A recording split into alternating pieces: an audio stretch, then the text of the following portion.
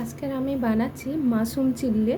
তো মাশরুম চিল্লি বানানোর জন্য মাশরুমটাকে কেটে হালকা গরম জলে ধুয়ে নিয়েছি পরিষ্কার করে। তো এখানে আমি অল্প একটু নুন দিয়ে দিচ্ছি পরিমাণ মতন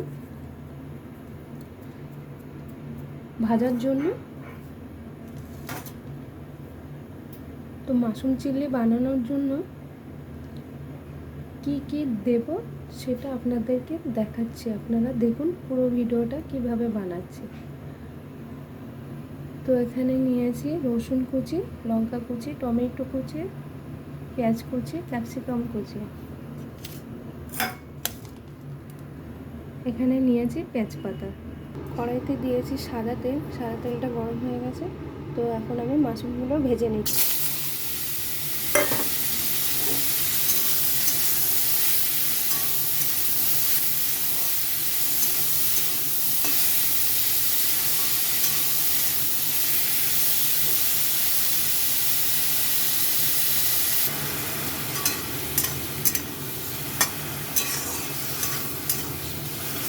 তো এটা আমার ভাজা হয়ে গেছে। এটা খুব বেশি ভাজবো না, ভাজলে শক্ত হয়ে যাবে।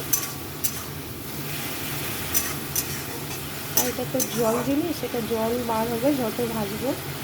তো এখন আমি এটা নামিয়ে নিচ্ছি, এরকমই জল জল টাইপেরই থাকবে। তো মাশরুমটা নামিয়ে নিয়েছি হালকা ভেজে। তো মাশরুম তো জল থাকে, দেখুন একটু জল বার হয়েছে। তো এতে অসুবিধা নেই, যখন আমি এটা মশলার সঙ্গে ফ্রাই করব জলটা তখন লেগে যাবে। তো কড়াইতে সাদা তেল গরম হয়ে গেছে। তো আমি এখানে দিয়ে দিচ্ছি রসুন কুচি,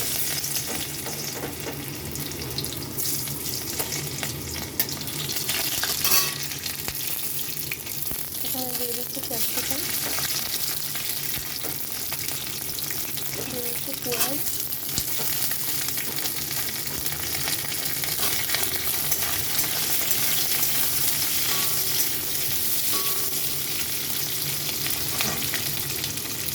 এখানে দিয়ে দিচ্ছি টমেটো কুচি, লঙ্কা।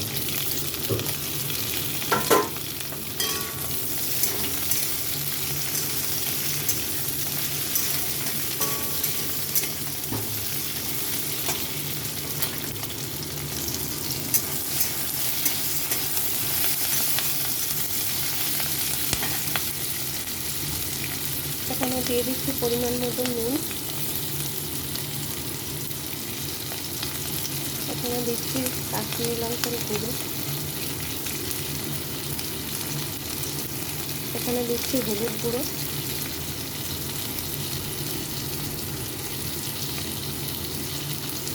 এখানে দিয়ে দিচ্ছি চিলি সস,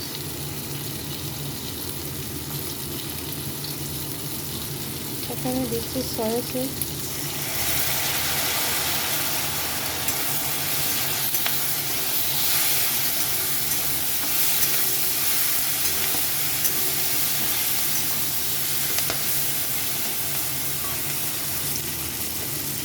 এখানে দিচ্ছি টমেটো সস,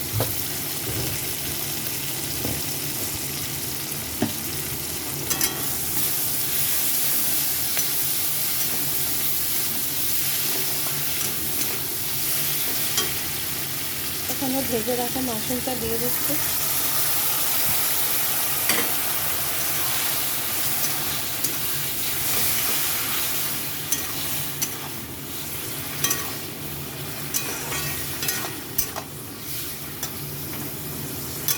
এখন এটা আমি খুব ভালো করে কষাবো।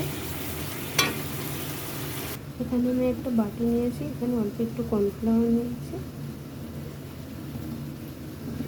অল্প একটু জল দিয়ে কর্নফ্লাওয়ারটা ভালো করে মিশিয়ে নিচ্ছি।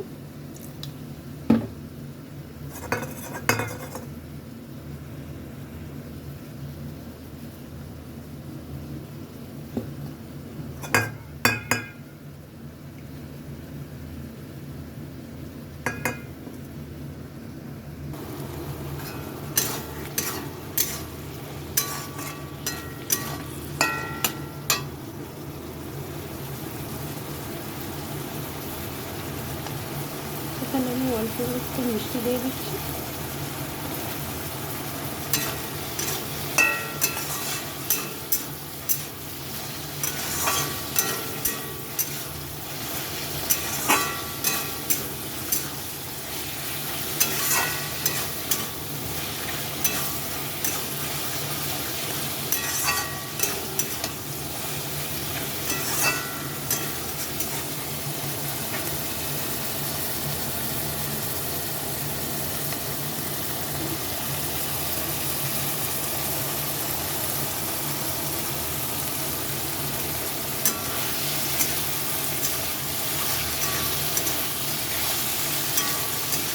কষানোটা খুব ভালোভাবে হয়ে গেছে। এখন গুলিয়ে রাখা কর্নফ্লাওয়ারটা দিয়ে দিচ্ছি।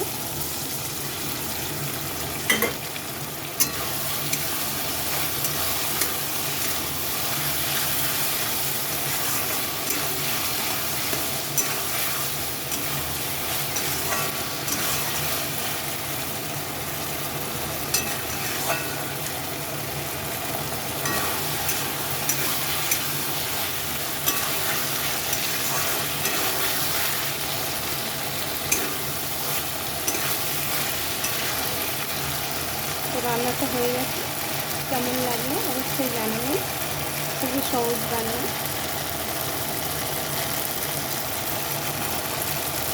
তো এটা এখন আমি নামিয়ে নিচ্ছি। তো উপর থেকে তেজপাতা দিয়ে দিচ্ছি।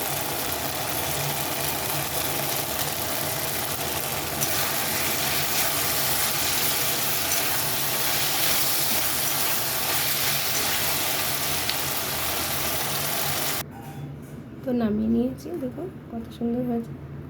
আপনার বাড়িতে বানান, খেয়ে দেখুন, লাইক কমেন্ট শেয়ার করুন। কেমন হয়েছে অবশ্যই জানাবেন।